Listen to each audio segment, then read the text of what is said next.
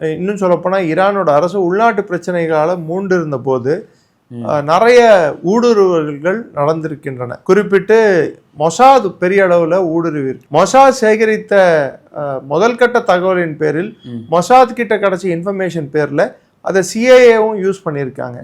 துபாயில் இருக்க CAA head quarters ஆக்டிவா work பண்ணியிருக்குன்னு சொன்னாலும் பட் மொசாதோட ஒர்க்குக்கு இணையாகாது. அது நல்லா புரிஞ்சுக்கணும். ஏன்னா மொசாதுக்கு அவங்க ஈஸியா அந்த பாப்புலேஷனுக்குள்ள அவங்களால உள்ள போக முடியும். அதே சமயத்துல சிரியா என்ற நாடு கிட்டத்தட்ட இஸ்ரேலோட இன்னும் சொல்ல போனா அமெரிக்காவுக்கும் இஸ்ரேலுக்கும் சாதகமா இப்ப இருக்கக்கூடிய சூழல் அந்த நாட்டின் அரசாங்கம் இருக்கு.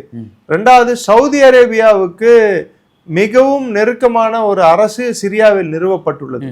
சிரியா விழுந்தது இன்னைக்கு ஈரானுக்கு தாக்குதலுக்கு வழிவகுத்தது. அதை நம்ம மறந்துடக்கூடாது. சிரியாவில் அல்ஷராரா அரசு மாத்திரம் இல்லைன்னா இஸ்ரேல் இவ்வளவு பெரிய தாக்குதலை பண்ணிருக்கிறதுக்கான வாய்ப்பே இல்லை.